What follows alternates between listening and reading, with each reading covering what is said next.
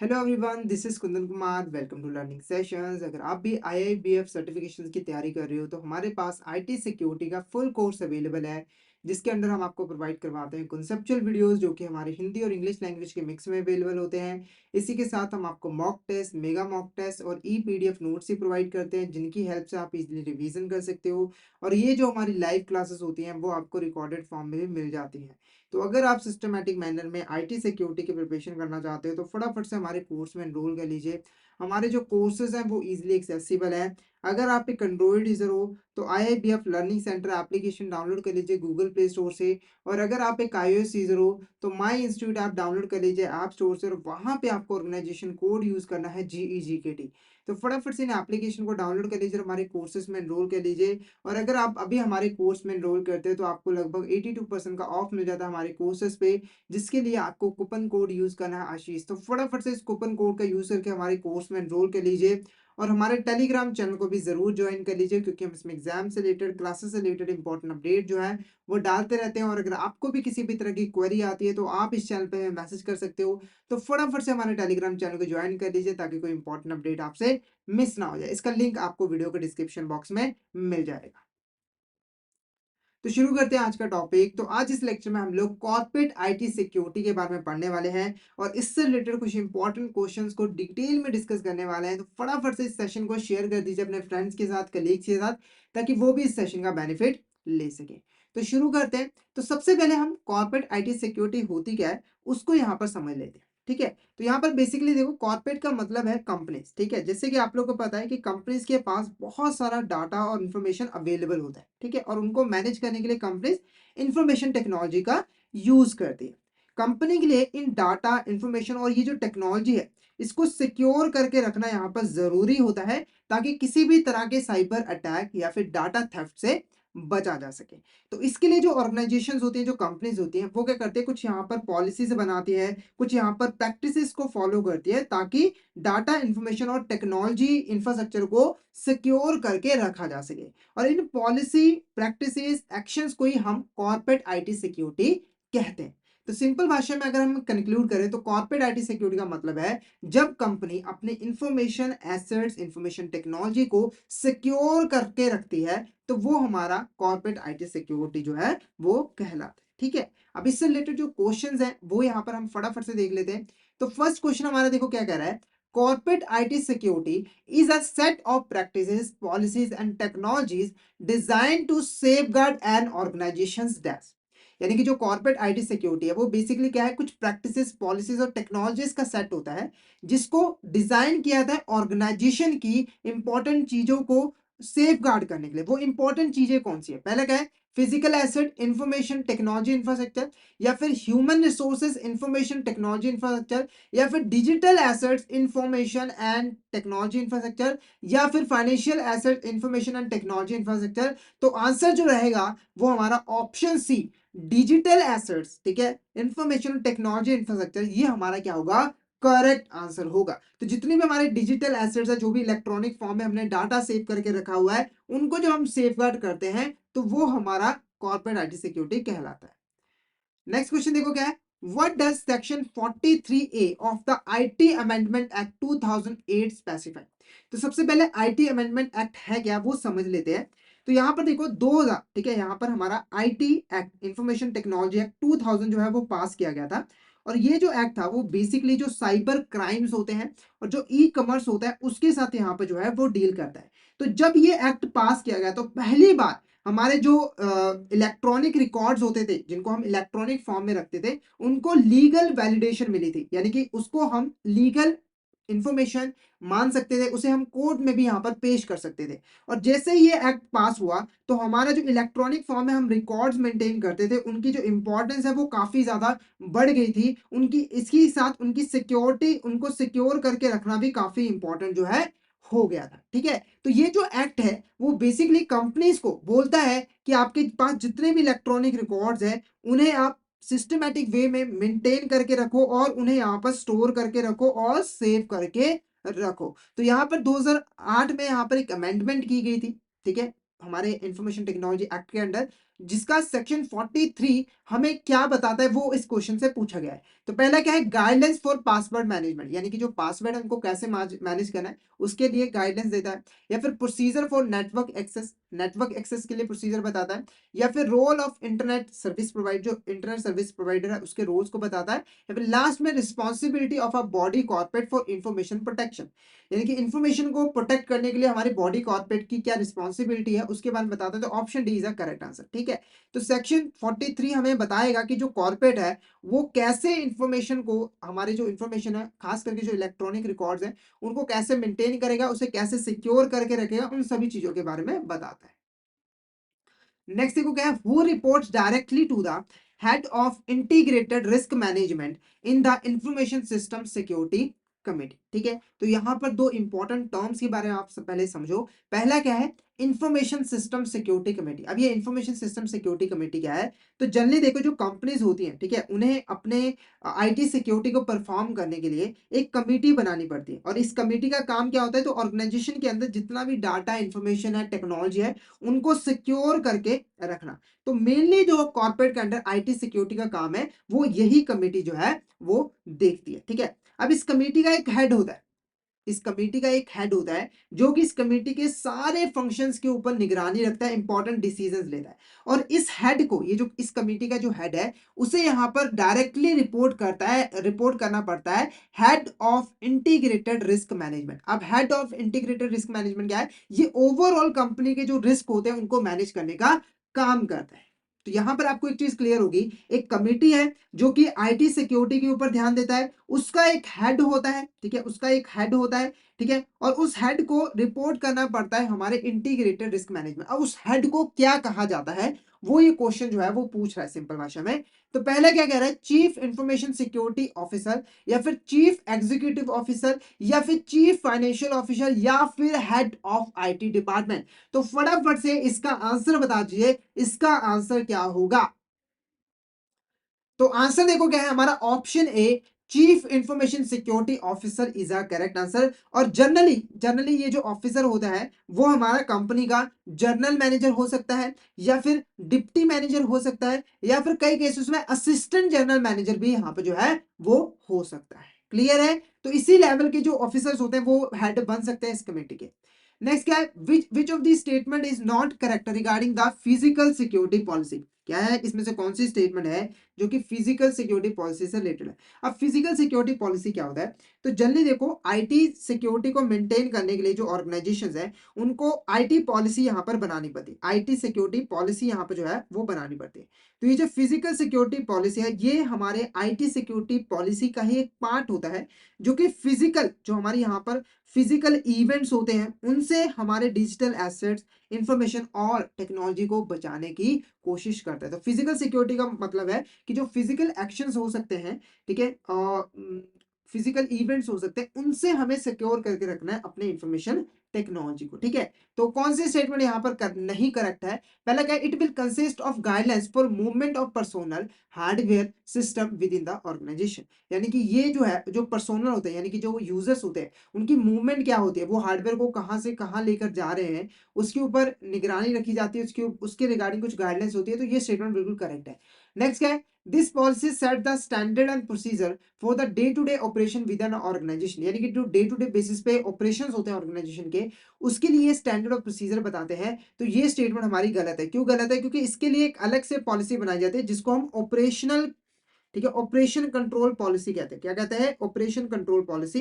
तो operation control policy का काम होता है कि वो कुछ स्टैंडर्ड बनाए, गाइडलाइंस बनाए, प्रोसीजर बनाए जिससे डे टू डे ऑपरेशंस को कंट्रोल किया जा सके। तो ऑप्शन भी हमारा गलत है। नेक्स्ट है, it involves identification of critical resources upkeep and nature of care required for each of them. तो इसके अंदर हम जो क्रिटिकल रिसोर्सेज होते हैं, ठीक है, जो हमारे इंफॉर्मेशन टेक्नोलॉजी के साथ रिलेटेड होते हैं उनको हम आइडेंटिफाई करते हैं, ठीक है, उसको संभाल के रखते हैं, और जो केयर चाहिए उसको भी हम आइडेंटिफाई करते हैं। नेक्स्ट क्या है, तो ये स्टेटमेंट बिल्कुल यहाँ पर करेक्ट है। नेक्स्ट क्या है, it ensures the physical safety and security of assets personal critical resources with in the organization. तो ये जो है फिजिकल सेफ्टी और सिक्योरिटी इंश्योर करता है जितने भी हमारी एसेट्स है, पर्सोनल है और क्रिटिकल रिसोर्सेज है ऑर्गेनाइजेशन के अंदर। तो ये भी स्टेटमेंट हमारी यहाँ पर क्या है, करेक्ट है। और एक चीज़ यहाँ पर ध्यान रखनी है, जब हम एसेट्स की बात कर रहे हैं यहाँ पर सिक्योरिटी ऑफ एसेट्स पर्सोनल, तो ये सारे के सारे हमारे जो इन्फॉर्मेशन टेक्नोलॉजी है उसके साथ जो है रिलेटेड होते हैं। तो यहाँ पर आपको कंफ्यूज नहीं होना है, एसेट्स बहुत सारी होती हैं, पर जब हम यहाँ पर बात कर रहे हैं तो वो बात कर रहे हैं हमारी जो इन्फॉर्मेशन टेक्नोलॉजी के साथ में रिलेटेड एसेट्स होती हैं। तो जो हमारा आंसर रहेगा वो क्या रहेगा, ऑप्शन बी। ऑप्शन बी जो है वो करेक्ट नहीं है, तो option B is the correct answer. Next question देखो, what is the main purpose of user management policy. तो ये भी एक पार्ट होता है हमारे आईटी सिक्योरिटी पॉलिसी का। तो यूजर मैनेजमेंट के अंदर जो यूजर्स होते हैं, ठीक है, जो यूजर्स होते हैं जो कि यूज करते हैं हमारे सिस्टम को, यूज करते हैं हमारी इंफॉर्मेशन को एक्सेस करते हैं, उनको हम मैनेज करते हैं। मैनेज करने का मतलब है कि सिर्फ और सिर्फ जो ऑथराइज यूजर है उन्हें ही इंफॉर्मेशन और हमारे सिस्टम का एक्सेस मिले और किसी को नहीं है। तो इसके अंदर हम बेसिकली क्या करते हैं, ऑप्शन बी हमारे यहाँ पर करेक्ट आंसर रहेगा कि हम पहले से ही जो यूजर्स होते हैं उनके जो रोल्स हैं, जो रिस्पॉन्सिबिलिटीज है वो फिक्स कर देते हैं और उसके हिसाब से ही उनको एक्सेस जो है वो दिया जाता है। ठीक है, जिसका जैसा रोल है उसको वैसे ही इंफॉर्मेशन सिस्टम का एक्सेस दिया जाएगा और उसकी वैसी ही रिस्पॉन्सिबिलिटीज भी फिक्स की जाएंगी। तो ऑप्शन बी जो है वो हमारे यहाँ पर करेक्ट आंसर रहेगा। नेक्स्ट क्वेश्चन देखो क्या है, what is top down approach in IT security policy frame. ठीक है, तो देखो जब भी हम आईटी सिक्योरिटी पॉलिसी बनाते हैं तो हमारे पास कई सारे अप्रोचेस हो सकते हैं, या फिर आप इसको मेथड्स भी कह सकते हो, जिनका यूज करके हम आईटी सिक्योरिटी पॉलिसी बनाते हैं। उनमें से एक जो मेथड होता है, एक जो अप्रोच होती है, वो होती है हमारी यहाँ पर टॉप डाउन अप्रोच। अब टॉप डाउन अप्रोच के अंदर क्या होता है, तो सारे के सारे इंपॉर्टेंट डिसीजंस जो कि हमारे यहाँ पर आईटी सिक्योरिटी पॉलिसी फ्रेमिंग से रिलेटेड होंगी, वो हमारे जो टॉप मैनेजमेंट होगी वो यहाँ पर जो है लेगी। यानी कि जो हमारे सीनियर एग्जीक्यूटिव ऑफिसर्स होते हैं, जो टॉप मैनेजमेंट में बैठे होते हैं, वो यहाँ पर हमारे ऑर्गेनाइजेशन को स्टडी करेंगे और उसके हिसाब से वो आईटी सिक्योरिटी पॉलिसी को बनाएंगे। ठीक है, अब इस अप्रोच की एक खामी क्या होती है कि यहाँ पर जो यूजर की इन्वॉल्वमेंट होती है वो जीरो होती है। यानी कि सारे इंपॉर्टेंट डिसीजन जो हमारे सीनियर एग्जीक्यूटिव है वो अपने आप ही यहाँ पे जो है वो ले लेंगे, यूजर से कुछ भी नहीं पूछा जाएगा। और जैसे ही पॉलिसी बन जाती है तो इसे इंप्लीमेंट कर दिया जाता है और इसे फॉलो करना होता है यूजर को, और इसीलिए हम इसको टॉप डाउन अप्रोच करते हैं, क्योंकि जो पॉलिसी है वो हमारी टॉप लेवल के बनाते हैं और उसको डाउन लेवल पे जो है वो फॉलो करना होता है। तो मीनिंग आपको क्लियर हो गया होगा, तो आप आसानी से क्वेश्चन का आंसर कर सकते हो। तो पहला ऑप्शन क्या कर रहा है, it involves driving guidelines from users. ये यूजर से गाइडलाइन लेता है ताकि पॉलिसी को बनाया जा सके, या फिर decision made by executive at the highest level. जो डिसीजंस होते हैं वो यहाँ पर जो हमारे हाईएस्ट लेवल पे एग्जीक्यूटिव बैठे बैठे होते हैं वो यहाँ पर लेते हैं, या फिर shaped by experiences of operational levels, यानी कि जो हमारे ऑपरेशनल लेवल्स पे एक्सपीरियंस को बनाया जाता है वो उनके द्वारा जो है वो शेप होती है हमारी पॉलिसी, या फिर एक combination of executive and user input. तो यहाँ पे जो आंसर रहेगा वो ऑप्शन बी हमारा करेक्ट रहेगा। क्या रहेगा, ऑप्शन बी ये हमारा करेक्ट आंसर रहेगा। नेक्स्ट बात करते हैं, what categorises the combined approach in IT security policy development. ठीक है, तो यहाँ पर देखो कंबाइंड अप्रोच हमारी तीसरी अप्रोच है। जैसे मैंने आपको बताया कि कई सारे मेथड्स होते हैं, तो मेनली तीन मेथड्स या फिर अप्रोच का यूज किया जाता है आईटी सिक्योरिटी को बनाने के लिए, जिसमें से पहली क्या थी, टॉप डाउन। ठीक है, वो हमने डिस्कस कर लिया। उसमें दूसरा कौन होता है, बॉटम अप। ठीक है, दूसरी जो अप्रोच होती है वो कहता है बॉटम अप। बॉटम अप के अंदर क्या होता है कि जो यूजर्स होते हैं उनसे पूछा जाता है कि आईटी सिक्योरिटी पॉलिसी कैसी होनी चाहिए, क्या क्या थ्रेट्स हैं, क्या रिस्क है, उसके लिए कौन से सिक्योरिटी मेजर्स यहाँ पर लेने चाहिए। तो यहाँ पर यूजर की इन्वॉल्वमेंट होती है बॉटम अप में। यूजर से पहले पूछा जाता है, उससे जो है फीडबैक लिया जाता है, उससे इंपॉर्टेंट इन्फॉर्मेशन कलेक्ट की जाती है, और यूजर के इंफॉर्मेशन के बेस पर, जो यूजर ने इंफॉर्मेशन दिया है उसके बेस पर हम आईटी सिक्योरिटी को बनाते हैं। क्लियर है, तो यहां पर जो मूवमेंट हो रही है वो बॉटम से अप जा रही है। पहले बॉटम पे जो यूजर्स हैं वो, क्योंकि उनको ज्यादा पता है हमारे ऑपरेशंस के बारे में, ठीक है, थ्रेट्स के बारे में, रिस्क के बारे में, तो ये उसको टॉप मैनेजमेंट को इसके बारे में बताते हैं। फिर टॉप मैनेजमेंट जो है उसके अकॉर्डिंग आईटी सिक्योरिटी जो है वो बनाता है। जो कंबाइंड अप्रोच होता है वो इन दोनों के बीच में बैलेंस बनाता है, यानी कि बॉटम अप्रोच और टॉप डाउन अप्रोच, उन दोनों का एक बैलेंस बना के यहाँ पर पॉलिसी को बनाया जाता है। तो मीनिंग आपको क्लियर हो गया होगा। अब जो आंसर है वो देख लेते हैं। तो पहला ऑप्शन क्या है, an exclusive reliance on top down directive, यानी कि जो टॉप डाउन डायरेक्शंस है उनके ऊपर जो है उनके अकॉर्डिंग पूरी पॉलिसी बनाई जाती है, या फिर एक complete disregard of operational input, जो ऑपरेशनल इनपुट होता है उसको हम कंप्लीटली इग्नोर कर देते हैं, या फिर striking a balance between top down and bottom up perspective यानी कि जो टॉप डाउन है बॉटम अप पर्सपेक्टिव है उसके बीच में एक हमें बैलेंस क्रिएट करना है। तो यहाँ पर जो हमारा ऑप्शन सी होगा वो हमारा क्या होगा, करेक्ट आंसर होगा। क्या होगा, करेक्ट आंसर होगा। तो ऑप्शन डी भी देख लो, over emphasis on strategic alignment over operational evidence to relevance, तो ये हमारा गलत है। दोनों के बीच में बैलेंस बनाया जाता है। क्वेश्चन देखो, dash study serves as a foundational step before drafting and information security policy. तो इसमें से कौन सी ऐसी स्टडी है जो कि यहाँ पर फाउंडेशनल स्टेप होता है जब भी हम एक इंफॉर्मेशन सिक्योरिटी पॉलिसी को डेवलप कर रहे होते हैं। तो पहला देखो क्या है, पीपल प्रोसेस टेक्नोलॉजी स्टडी, या फिर लीगल कंप्लायंस असेसमेंट, या फिर रिस्क मिटिगेशन एनालिसिस, या फिर साइबर सिक्योरिटी इंसिडेंट रिव्यू। तो यहाँ पर जो हमारा आंसर रहेगा वो क्या है, option A is a correct answer. तो जब भी हम एक आईटी सिक्योरिटी पॉलिसी बना रहे होते हैं तो ऑर्गेनाइजेशन के अंदर हमें एक स्टडी करनी पड़ती है जिसके अंदर जितने भी हमारे लोग हैं, पीपल्स काम कर रहे होते हैं, उनको स्टडी किया जाता है। जो भी प्रोसेसेस यहाँ पर फॉलो किए जा रहे हैं फंक्शंस को परफॉर्म करने के लिए, उनको स्टडी किया जाता है। उसके बाद जो भी टेक्नोलॉजी यूज की जाती है उसको भी स्टडी किया जाता है। ठीक है, तो ये स्टडी को हम साथ में क्या कह देते हैं, पीपल प्रोसेस टेक्नोलॉजी स्टडी। अभी स्टडी का मेन पर्पस क्या है, इसको हम फाउंडेशन स्टेप क्यों कहते हैं, देखो इनको स्टडी करने के बाद ही हमें पता लगेगा कि किस तरह की आईटी सिक्योरिटी पॉलिसी हमें चाहिए, लोग कैसे बिहेव कर रहे हैं, कौन सी प्रोसेसेस हैं, कौन कौन से थ्रेट्स हैं, कौन सी टेक्नोलॉजी है, उसमें क्या कमियां हैं, उसके बेस पर ही हम आईटी सिक्योरिटी पॉलिसी को डिजाइन करते हैं। इसीलिए इसको हम फाउंडेशनल स्टेप कहते हैं। उसके बाद क्या है, which of the statement is related with people analysis, इसमें से कौन सी ऐसी स्टेटमेंट है जो कि यहाँ पर पीपल एनालिसिस के साथ रिलेटेड होती है। तो पहली स्टेटमेंट यहाँ पर क्या है, understand the organization core values and principles. तो जो ऑर्गेनाइजेशन के अंदर जो हमारे लोग हैं उनकी कोर वैल्यूज क्या है, प्रिंसिपल्स क्या है। क्योंकि देखो जो उन लोगों का जो एटीट्यूड होगा ना वो इन कोर वैल्यूज और प्रिंसिपल्स के अकॉर्डिंग ही होता है। तो इसे हमें स्टडी करना है ताकि हम लोगों को प्रॉपर्ली स्टडी कर सकें। उसके बाद क्या है, examine how employees perceive security their attitude toward compliance, यानी कि जो एम्प्लॉयज हैं, है ना, उनका क्या एटीट्यूड है, वो कैसे सिक्योरिटी मेजर्स के अगेंस्ट बिहेव कर रहे हैं। ठीक है, वो कितना सिक्योरिटी का ध्यान रख रहे हैं, कितने रिस्पॉन्सिबल है वो आईटी सिक्योरिटी को लेकर, वो स्टडी करना है। तो ये भी है। नेक्स्ट क्या, identify gaps in security awareness and training among employees, यानी कि जो सिक्योरिटी अवेयरनेस है वहाँ वहाँ कहाँ पे गैप है, मतलब कि कहाँ पर जो नॉलेज है ना आईटी सिक्योरिटी की, वो कम है एम्प्लॉयज के पास, ताकि हम उसको ट्रेनिंग प्रोवाइड कर सके। तो ये सारे के सारे हमारे जो स्टेटमेंट्स हैं वो रिलेटेड होते हैं पीपल एनालिसिस के साथ। तो ऑप्शन डी हमारा ऑल ऑफ द अबव क्या होगा, यहाँ पर करेक्ट आंसर होगा। नेक्स्ट क्वेश्चन देखो, which of these activities is not included in process analysis, इसमें से कौन सी ऐसी एक्टिविटी है जो कि प्रोसेस एनालिसिस के अंदर इंक्लूड नहीं होती है। प्रोसेस एनालिसिस का मतलब होता है कि जो भी प्रोसेसेस को फॉलो किए जा रहे हैं, ठीक है, डाटा को स्टोर करने के लिए, डाटा को ट्रांसफर करने के लिए टेक्नोलॉजी जो हम यूज करें, तो वहां पर कौन सी प्रोसेस फॉलो की जा रही है, किसके थ्रू काम हो रहा है, उसे हम स्टडी करते हैं।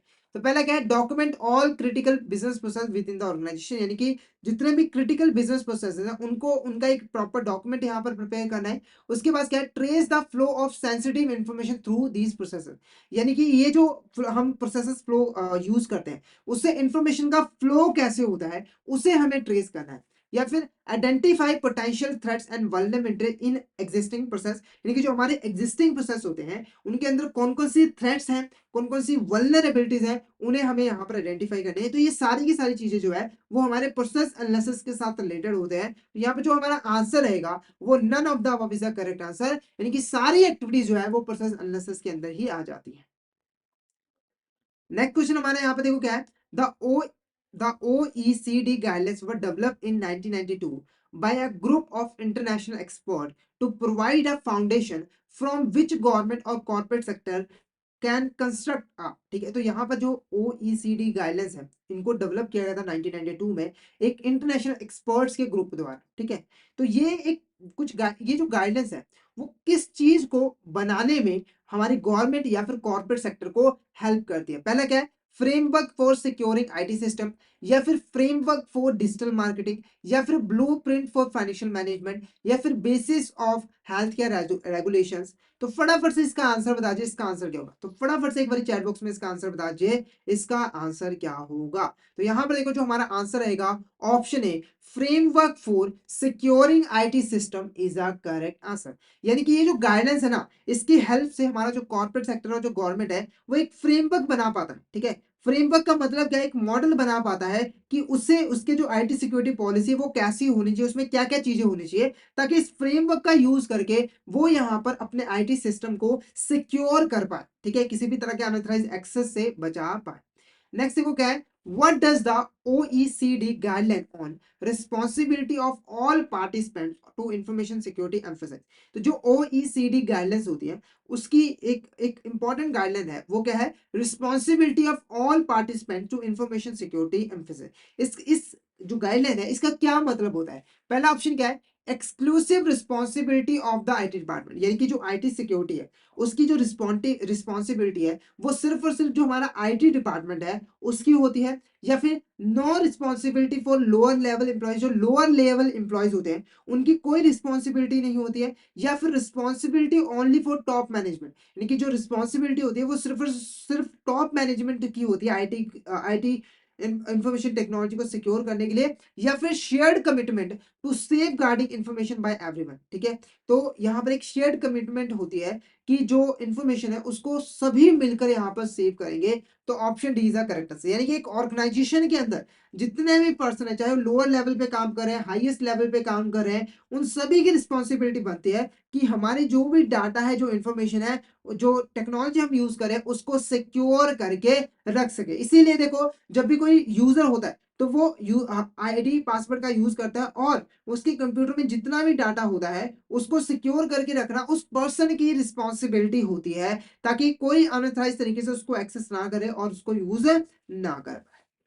क्लियर आपको? तो ऑप्शन डी हमारे यहाँ पर क्या होगा, करेक्ट आंसर होगा। तो यहाँ पर हमारा जो आज का टॉपिक था, ठीक है, आज का हमारे यहाँ पे जो टॉपिक था कॉर्पोरेट आईटी सिक्योरिटी, वो यहाँ पर ओवर होता है। तो आई होप आपको यहाँ तक क्लियर हो गया होगा। अगर आपको किसी भी तरह का डाउट आता है तो आप चैट बॉक्स से मैसेज करके पूछ सकते हो, और अगर आपको क्लियर है तो फटाफट से एक बार चैट बॉक्स से मैसेज करके जरूर बता दें कि आपको यहाँ तक क्लियर है। और अगर आप सिस्टमैटिक मैनर में आईटी सिक्योरिटी की प्रिपरेशन करना चाहते हो और फर्स्ट अटेम्प्ट में हमारी अपने एग्जाम को क्लियर करना चाहते हो, तो फटाफट से हमारे कोर्स में एनरोल कर लीजिए, जिसके अंदर हम आपको प्रोवाइड करवाते हैं कॉन्सेप्चुअल वीडियोस जो कि हमारे हिंदी और इंग्लिश लैंग्वेज के मिक्स में अवेलेबल होते हैं। इसी के साथ हम आपको mock test, mega mock test और ई पीडीएफ नोट्स भी प्रोवाइड करते हैं, जिनकी हेल्प से आप इजीली रिवीजन कर सकते हो।